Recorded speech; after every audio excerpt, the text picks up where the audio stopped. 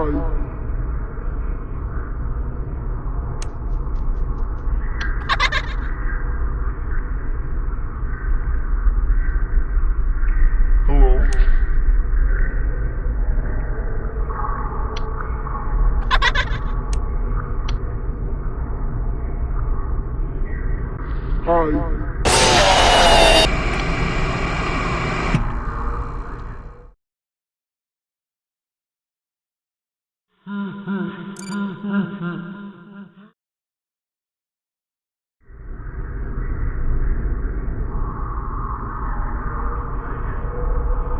Hello?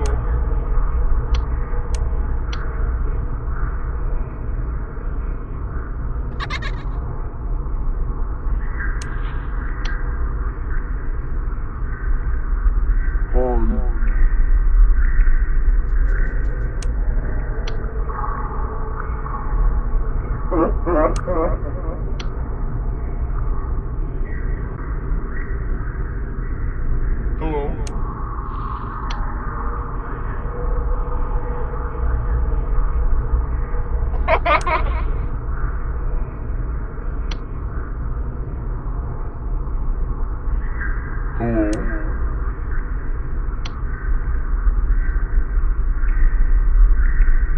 Hi.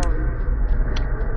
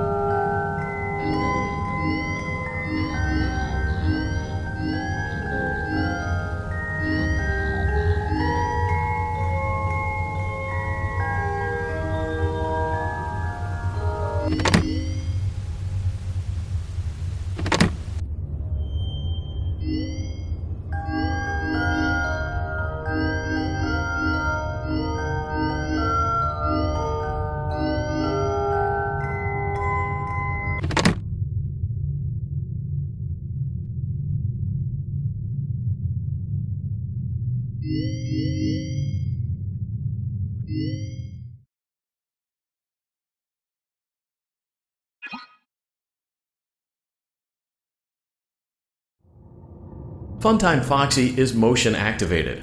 For this reason, it's important to keep the room dark, as to not accidentally activate her.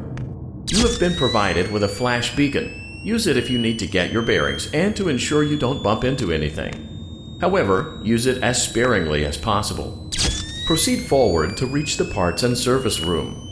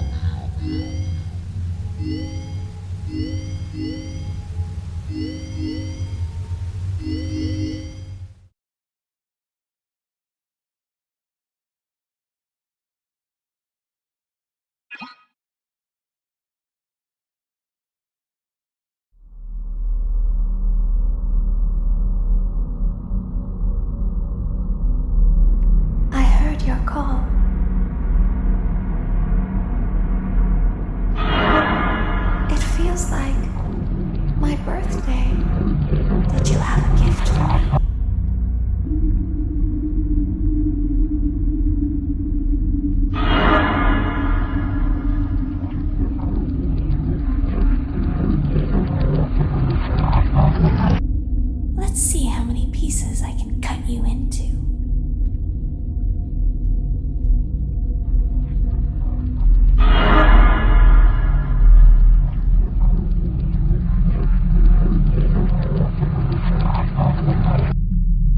Let's see how many pieces I can cut you into.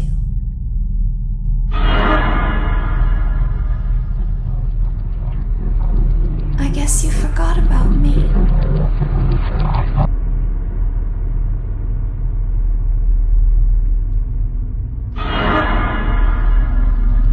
Did I catch you off guard?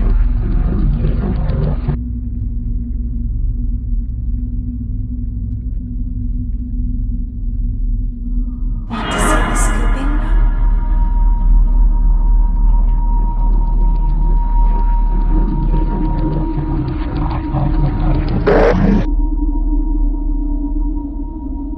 Where are you?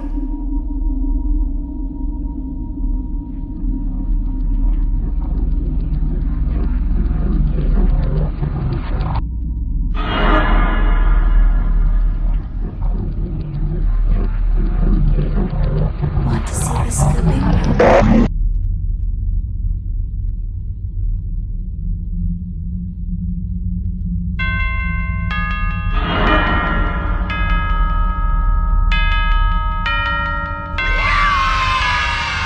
Did I catch you up?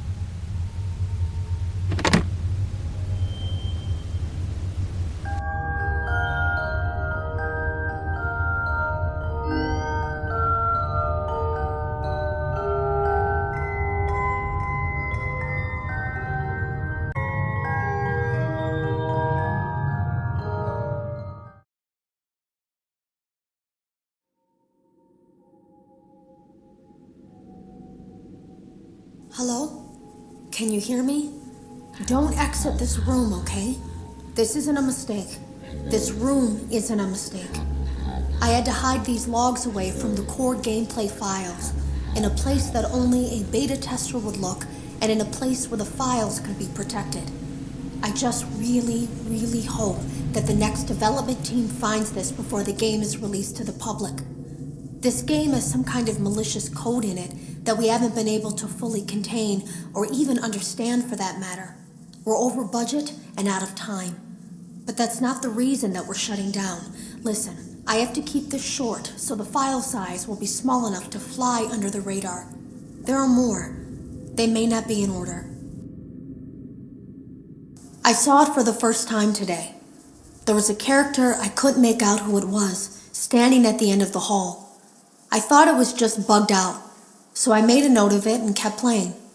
But then it was looking in the window, and not like Chica or Bonnie would. It was like it was actually looking in the window, seeing what I was doing. I heard a pretty heated conversation this morning between Dale, our manager, and someone else on the line. It really feels like this project is in trouble, in no small part because of the lawsuit, I'm sure. There has to be a lawsuit, there's no way there isn't. It happened in this building just a few doors down from me. I think it's made worse by the fact that Jeremy tried to tell us something was wrong. But as a dev team, we all just saw it as a challenge to find what the problem was and fix it. Who could have known that? I have to go. Have you ever heard of a guillotine paper slicer? It sounds made up, but it's an actual piece of office equipment. I didn't even know we had one in the supply room. I guess they're more common at businesses that do a lot of graphic design work. I remember seeing one when I was still in school, and even then, I knew how dangerous it looked. I was always afraid of losing a finger. That seems so silly now. Jeremy used to do design work. I guess that's how he knew it was there. The drawers have been emptied out. Someone was here. I don't think it was spring cleaning either. No, there was plastic on the floor. Someone was definitely here during the night. It had to have been the client. I mean, they sent us that stuff in the first place with no explanation, told us to scan it, said it would expedite the process so we wouldn't need to program any pathfinding ourselves. It was a budget thing, I guess. It was just junk. Circuit boards and things like that. Looked pretty old. Somehow, though, there was usable code on some of it. It seemed to take hold by itself. Things started changing. But then, he started appearing. At least that's what Jeremy said. I came in early that morning. No one else was there. At least that's what I thought. The supply room was lit. I didn't even notice Jeremy standing in the testing room as I walked past. The supply room was so bright, glowing from all the way down the hall. Jeremy complained of nightmares when he came in this morning. He wasn't talking about it like someone telling a friend about his dreams, though. He was pale, looked like he hadn't eaten in days. He spent an hour talking in Dale's office, but it didn't look like he was given much sympathy. When he came out, he went directly back to the testing room. He doesn't even jump anymore. Nothing scares him. He just stands there like he's talking to someone. Sometimes he rocks from side to side. We were told to leave him alone. I knew I was in line to do the testing next. They'd been prepping me for it. I guess they knew that Jeremy would need to be replaced soon. You can always tell when a company is getting ready to fire someone. They start giving out written warnings for silly things, making sure to build a paper trail and make a case for a firing. Things that normally no one would care about suddenly become grave offenses, all worthy of being written and documented. I guess it works two ways, because it also encourages a person to quit rather than be scrutinized so heavily. I think Jeremy was too far gone to consider that option, though. The thing about it is that I don't think they were going to fire him because of anything he was doing wrong. They just knew he'd seen something. They needed to discredit him. There was something that looked like a Halloween mask laying on the floor. I didn't understand. Ink must have spilled. It was only then that I heard a shuffle from the testing room and realized Jeremy must be there. I went back and peered in the window. I couldn't see his face. He had the visor covering his head. He had ink spilled on himself as well. The front of his shirt looked black in the dark room. He turned his head in my direction, but I don't think he knew I was there.